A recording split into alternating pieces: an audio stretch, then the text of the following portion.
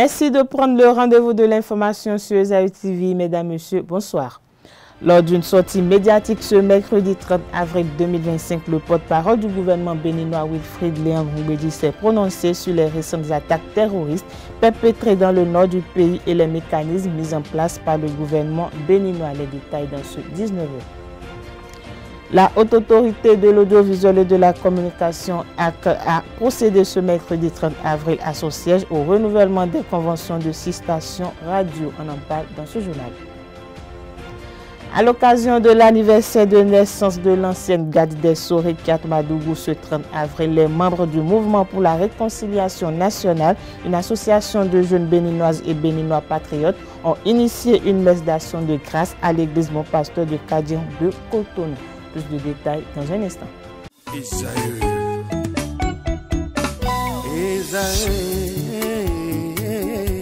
Vous recherchez une école de référence pour une double formation universitaire et professionnelle de qualité? Voici l'opportunité à ne pas rater. L'École supérieure d'administration, d'économie, de journalisme et des métiers de l'audiovisuel ESAE vous offre des programmes d'enseignement en licence et en master orientés vers l'emploi qui font d'elle une référence à travers les filières de l'administration générale et territoriale, l'administration du travail et de la sécurité sociale, droit, diplomatie et relations internationales, administration hospitalière, universitaire et intendance, journalisme et métiers de l'audiovisuel et toutes les filières des sciences de gestion. Une seule adresse, www.esae.bj.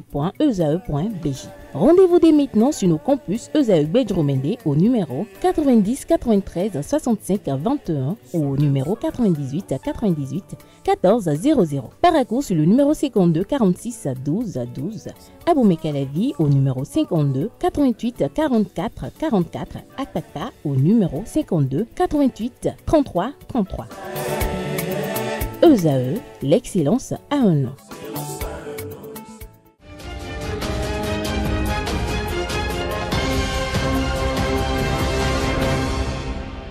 À nouveau, bonsoir. Merci de nous rejoindre. Le porte-parole du gouvernement béninois Wilfrid Léon Ngoumbédi est l'invité de l'émission Question d'actualité de ce mercredi 30 avril 2025. Au cours de son intervention, le porte-parole du gouvernement s'est prononcé sur la situation sécuritaire au nord du Bénin. Un entretien co-animé par les confrères Osia Sounouveau de la télévision nationale et Eric Guédénon de Canal 3 Bénin. Suivons ensemble un extrait de son argumentaire. Nous faisons l'effort de recruter suffisamment, de mettre le matériel à disposition, d'entretenir le moral de la troupe et c'est ça aussi qui fait que contrairement à d'autres, nous ne sommes pas dans la situation où on enregistre chaque mois 10 attaques meurtrières ou à l'année une centaine d'attaques meurtrières. Je voudrais que l'on se rassure de cela et que les Béninoises et les Béninois ne paniquent pas plus que de raison parce qu'il nous arrive des cas où nous perdons nos enfants. Donc je redis ici que le sacrifice au nom de la nation, pour cela nous leur serons éternellement reconnaissants. Et ils resteront à tout jamais au chaud dans nos cœurs le souvenir de ce sacrifice-là, que nous ne minimisons pas, même s'ils sont des militaires, même s'ils sont formés pour aller au front, ils ne vont pas au front en souhaitant y laisser la vie. Et quand on les envoie au front, ce n'est pas parce qu'on veut qu'ils y perdent leur vie. Et c'est pour cette raison qu'il n'y aura pas à transiger avec les assassins qui viennent s'en prendre à nos enfants. Et quand on a dit ça, il faut en profiter aussi pour dire aux Béninoises et aux Béninois. Et il y en a qui sont de bonne foi, qui par exemple, sur cette actualité-là, ont considéré que le gouvernement a manqué d'empathie, le gouvernement n'a pas décrété un deuil national, le gouvernement n'a pas mis les drapeaux en berne. Je vais leur expliquer pourquoi. J'ai dit, et on en convient tous, nous sommes en situation d'asymétrie. On ne le souhaite pas, mais vous pouvez avoir des attaques tous les jours, toutes les semaines, avec des dégâts, quand bien même nous mettons les moyens qu'il faut. Pour nous, toutes les vies se valent. Nous, on sait, et je vais vous le dire avec gravité, on sait qu'il y a des officines qui ont comme plan d'action politique en 2025 de travailler à la déstabilisation du Bénin et qui ont beaucoup d'argent pour cela. Je parle d'officine. Vous portez des accusations aussi graves. Je l'annonçais à l'entame de cette édition, dans le cadre de sa mission de régulation du secteur des médias au Bénin, la HAC a renouvelé les conventions de 6 organes audiovisuels ce mercredi. Il s'agit de Radio Maranatha, Radio Weke, Royal FM, Tukosari FM, Cap FM et Alléluia FM. Toutes ces stations de radio se sont conformées aux exigences définies dans leur cahier de charges respectifs. Lors de la cérémonie, le président de la Haute Autorité de l'audiovisuel, de la communication, Edouard Loko, n'a pas manqué de féliciter les responsables de ces médias pour leurs efforts. Très ému, Issa Badaro Soulé, promoteur de Radio Weke FM, a exprimé au nom de ses confrères leur reconnaissance à la HAC pour sa disponibilité et son accompagnement. Il a aussi réitéré l'engagement des médias bénéficiaires à continuer de respecter les obligations réglementaires. Ce 30 avril 2025, à l'occasion de l'anniversaire de naissance de l'ancienne garde des Sceaux Rekiat Madougou, les membres du Mouvement pour la Réconciliation Nationale, une association de jeunes béninoises et béninois ont initié une messe d'action de grâce à l'église Bon Pasteur de Cotonou en présence de plusieurs personnalités politiques, des anciens présidents de la République Nicéphore Souglo et Thomas Boniyahi, ainsi que des membres de la famille de l'ancienne ministre. Garia Saka, membre du Mouvement pour la Réconciliation Nationale, apporte des clarifications quant à l'objectif de cette action et s'exprime au micro de Francis Fahami. Je suis toute heureuse parce que l'église la paroisse était remplie. Il y avait du monde pour témoigner de leur amour à notre chère sœur, Madame la Présidente, Madame la Ministre Rekia Madougou, en détention depuis quelques années déjà. Donc c'est un sentiment de satisfaction et de gratitude. Gratitude envers Dieu pour tout son amour, pour tout l'amour qu'il porte pour nous, ses enfants, pour Rekia Madougou qui traverse depuis un moment des difficultés. Gratitude au Seigneur pour également la présence de toutes ces personnalités. Tous les anciens présidents étaient présents à cette messe d'action de grâce et ils ont témoigné ainsi de leur amour pour la nation, non seulement pour la nation mais également pour Rekia Madougou. C'est un message de paix. Surtout en ces moments difficiles que traverse le Bénin, en particulier nos militaires. Nous demandons à chaque Béninois de prier pour la nation, de prier pour la paix, pour la concorde. L'initiative en fait de cette messe est portée par le Mouvement pour la Réconciliation Nationale. C'est un mouvement de jeunes composé de personnes éprises de paix, de concorde, des personnes qui souhaitent que les Béninois se vivent en paix et dans la joie, dans la concorde nationale. Donc ce mouvement appelle tous les Béninois à l'union, à la prière surtout, à invoquer le Seigneur. Il y a quelques jours, le président, aux côtés des Célestes, a parlé de paix, a parlé de pardon. Donc, nous prions notre Seigneur qu'il continue d'inspirer notre président, qu'il continue d'inspirer le président Patrice Talon et pour que la paix règne dans notre pays, pour que la concorde et l'unité nationale soient en réalité la chose qu'on partage le mieux. Nous invitons également tous les Béninois à continuer dans ce sens-là parce que quand c'est le président qui en parle, on sait que ce n'est pas anodin. Et pour cela, il faut qu'on continue les prières. Nous n'avons pas cessé de prier. Et on va continuer, on va renforcer, on va implorer le Seigneur pour qu'il nous entende et qu'il exauce nos prières.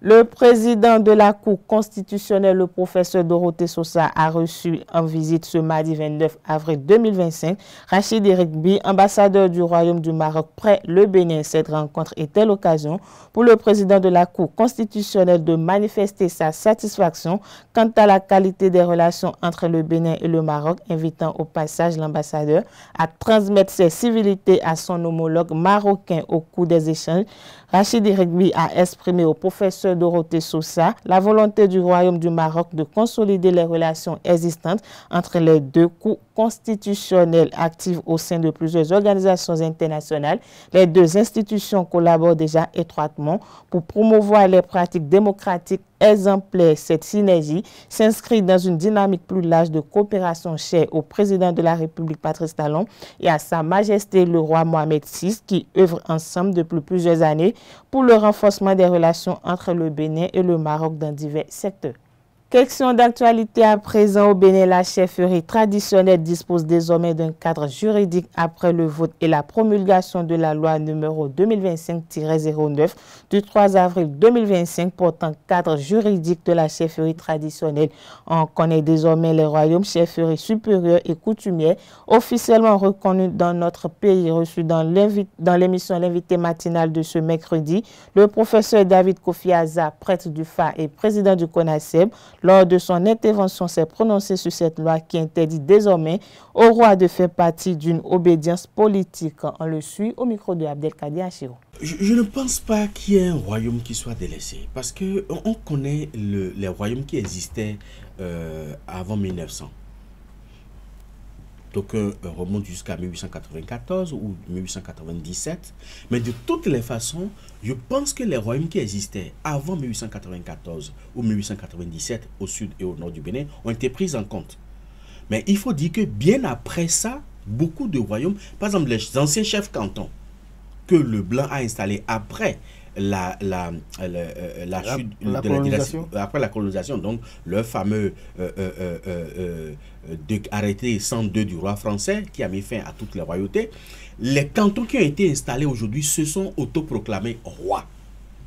Est-ce qu'on va prendre tous les cantons là, dans tous ces trucs-là, dans toutes nos communautés pour qu'ils soient façon roi? Mais néanmoins, le législateur a été clément en considérant et en attribuant des titres honorifiques à ces anciennes chefferies-là qui, en principe, ne devraient pas exister. Et au mieux même des cas, on a reconnu certains comme chefs communautaires. Qu'est-ce qu'on va encore faire de plus? Je pense que la loi a été vraiment impartiale et a pris en compte tout le monde. Maintenant, pourquoi tout le monde veut forcément porter le titre de roi alors qu'on est conscient qu'on n'est pas roi? Même des chefs de culte se sont autoproclamés rois.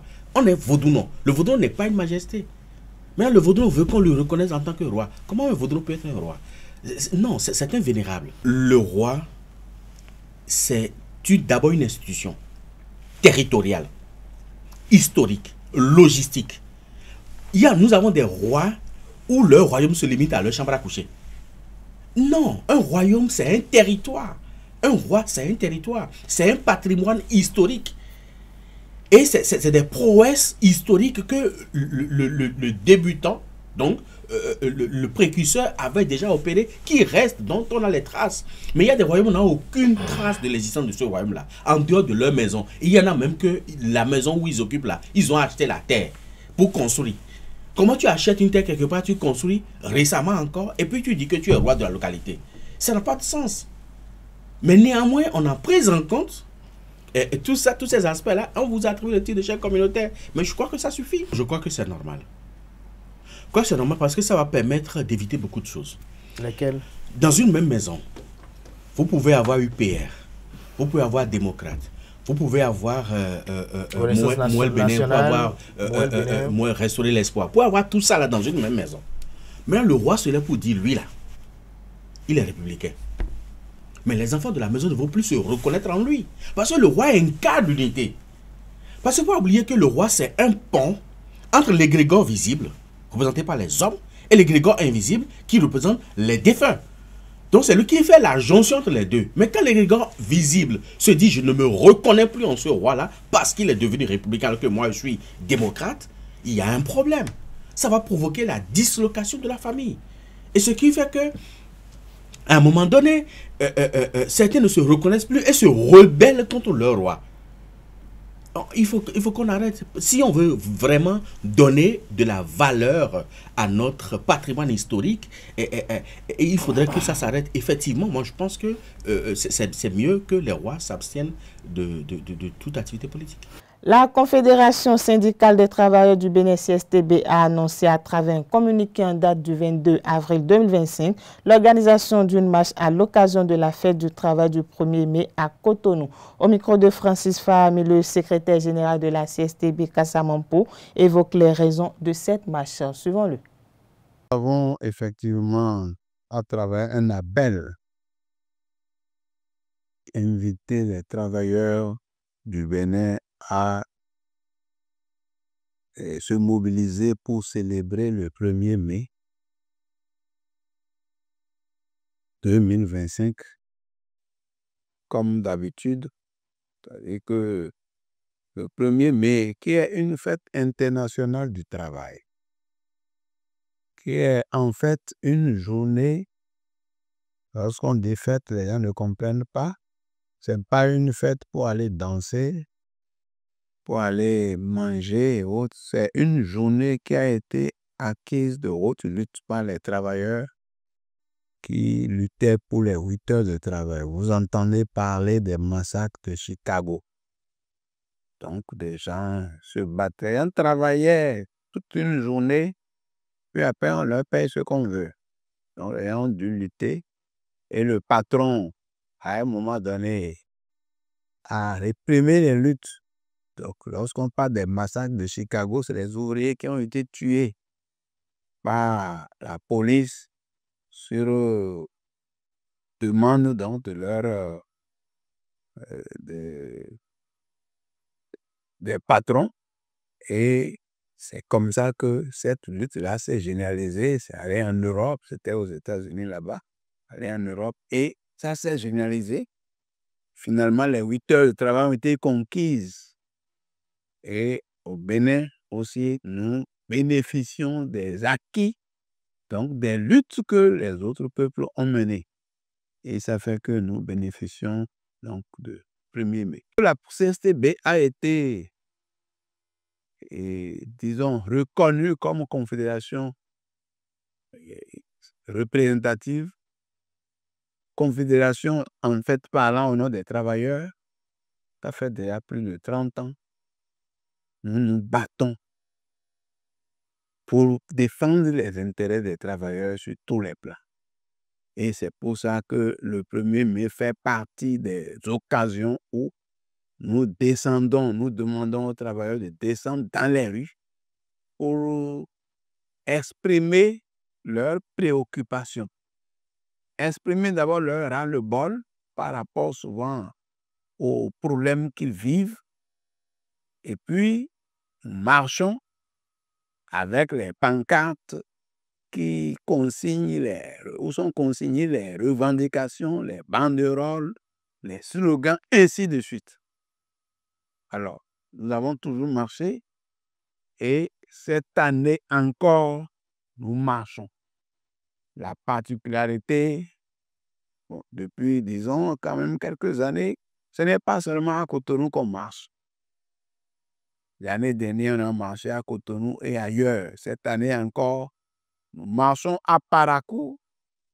Travailleurs de Borgou, de la Libori, marchent donc à Parakou. Ceux de la Donga et de la Takora marchent à Djoubou. Ceux des collines marchent à Savalou. Ceux du Mono et du Koufou marchent à Azové.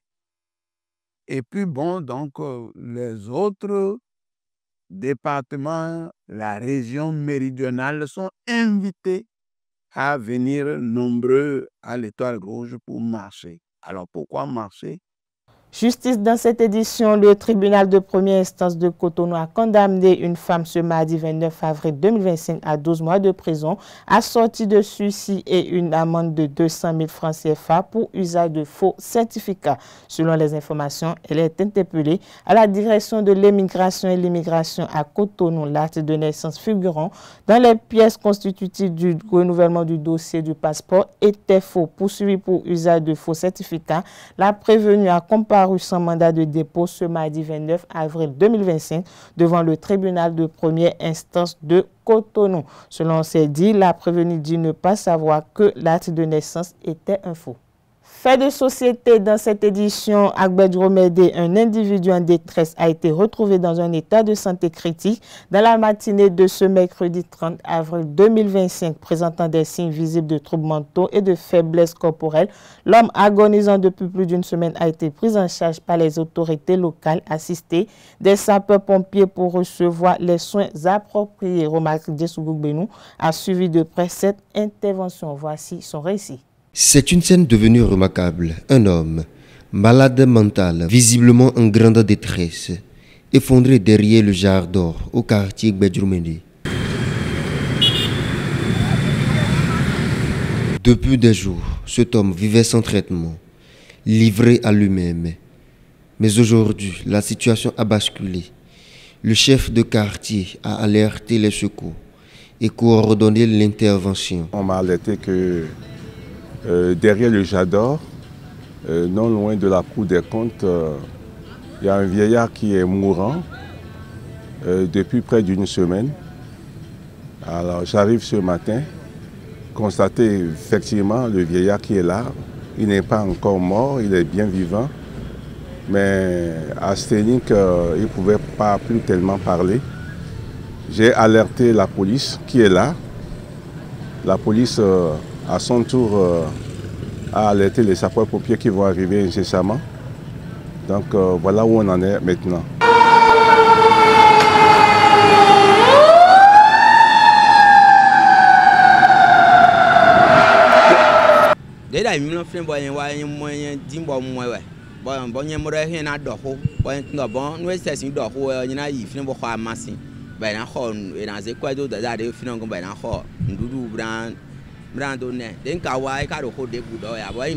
Chaque fois, moi, je le voyais passer. Des fois, il parle bien avec les gens, tout ça là.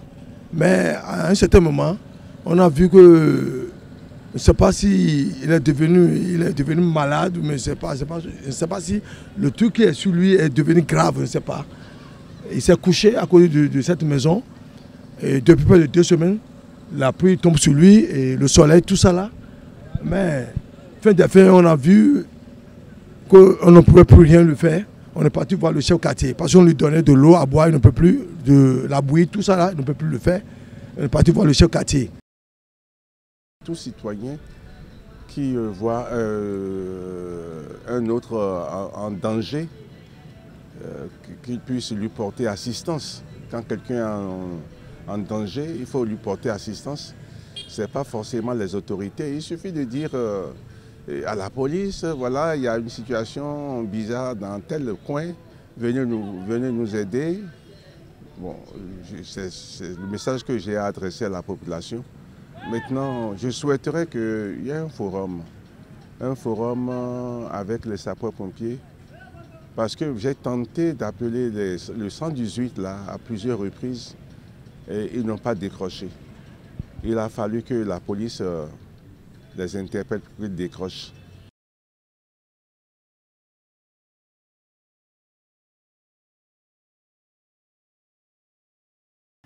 Cette édition se poursuit hors de nos frontières. Réunis ce mercredi 30 avril 2025 à Addis Abeba, en Éthiopie, le Conseil de paix et de sécurité de l'Union africaine a officiellement levé la suspension du Gabon, actant ainsi son retour au sein de l'organisation continentale. Suspendue depuis le 31 août 2023, au lendemain d'un coup d'État militaire, le pays retrouve désormais sa pleine voix dans les instances africaines. Cette décision majeure marque une étape majeure dans le processus de transition politique en cours au Gabon. La suspension du Gabon par l'Union africaine, intervenue en vertu de l'article 7 de son protocole, avait été une réaction ferme à la rupture de l'ordre constitutionnel dans un contexte régional déjà marqué par une série de putschs militaires depuis le siège de l'Union africaine. Le ministre des Affaires étrangères, Régis Ndiaye, a salué une décision historique et a exprimé la fierté du peuple gabonais. Il a souligné que le retour à l'ordre constitutionnel, conduit avec sérieux et responsabilité par les autorités de la transition, a été un facteur clé de cette réintégration. Au Mali, la salle du Centre international de conférence de Bamako a accueilli ce mardi 29 avril 2025 une foule dense à l'occasion de la phase nationale de la consultation des forces vives de la nation. Présidée par le Premier ministre, le général de division Abdoulaye Maïga, cette rencontre réunissait les représentants des régions du district de Bamako, des SEC, ainsi que des Maliens de la diaspora autour de la relecture de la charte des partis politiques. À l'issue de la phase nationale de consultation des forces vives de la nation, les recommandations issues des travaux prônent la dissolution de tous les partis politiques et l'élévation du général d'armée Assimi Goïta au rang de président de la République pour un mandat renouvelable de 5 ans. Sport dans cette édition pour boucler, Dadje FC était en déplacement le week-end dernier du côté de Ndali pour affronter Damissa FC. La rencontre, qui comptait pour la 28e journée de la Ligue professionnelle de football du Bénin, s'est achevée sur le score de nul d'un but partout. Revivons ensemble les moments forts de ce match dans cet élément réalisé par Anaël Vianedo.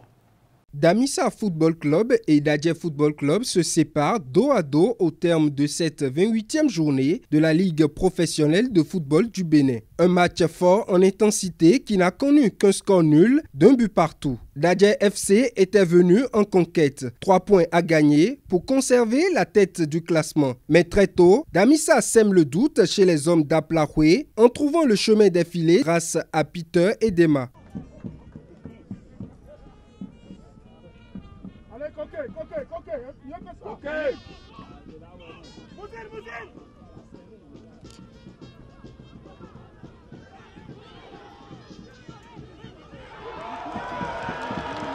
Damissa Football Club renforce sa défense pour conserver son avantage. Les choses se compliquent pour Dadje qui peine à revenir au score. De retour des vestiaires, Dadje reprend du poids de la bête et affiche ses intentions. La solution arrive à la 75e minute. Sur une composition de Koké Alanko Kentor et de Salif Bagaté, Dadje trouve le chemin des filets. C'est la délivrance.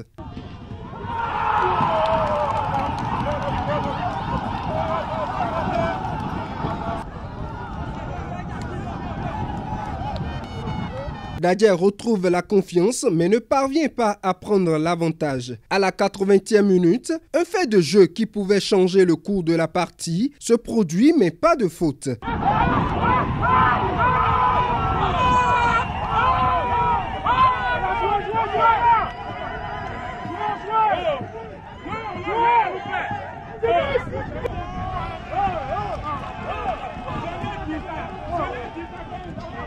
Les deux équipes se séparent sur la parité d'un but partout. Un résultat qui n'avantage pas Dadje, qui perd la place de leader dans le groupe A. Le club d'Aplahoué est désormais deuxième avec 51 points à 1 point du leader actuel, Cavalier de Niki. D'une discipline à une autre, promotion du taekwondo à la base, des centaines de jeunes pousses de l'art se sont exprimés le week-end dernier, l'instant de la 2e édition du tournoi de l'Unité. L'initiative du Club Colombe Taekwondo, la compétition se veut un cadre d'évaluation des pratiquants et de détection de talents. Le reportage avec Larius Adjagbenon.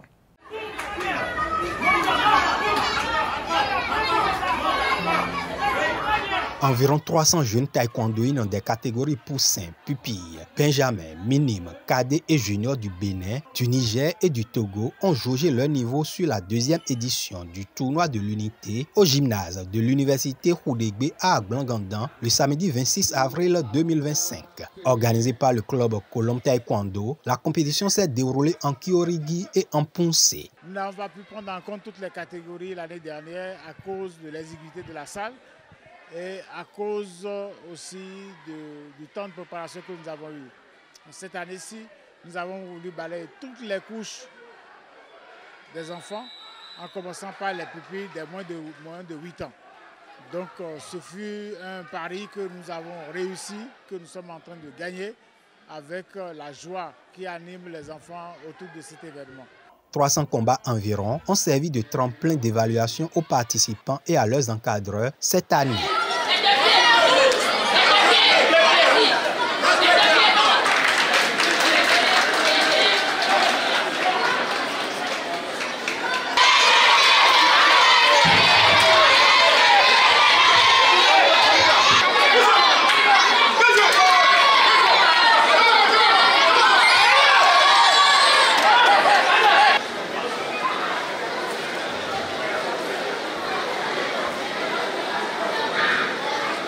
Au palmarès de cette édition 2025, on note entre autres le double sacre de Ange Andrena Atodjinou de Colombe Taekwondo en Pouncé, catégorie de 10 ans, filles, et en Kyorigi, moins de 37 kg. Komlan Nyakbo, Kyorigi Benjamin garçon, moins de 27 kg. Marianne Adoko, Kyorigi Benjamin fille, moins de 27 kg. Et Ezosé Tella en Pouncé, catégorie de 10 ans, garçon. Maître Yves Santos et son équipe ont réussi le pari d'hisser le tournoi de l'unité à une autre dimension cette année. Ça fait vraiment plaisir de voir les enfants jouer, de les voir très heureux, très contents d'être en compétition, très heureux de mettre en pratique tout ce qu'ils ont pu accumuler comme enseignement depuis déjà 12 mois derrière nous, et de sentir cette journée comme une journée de fête.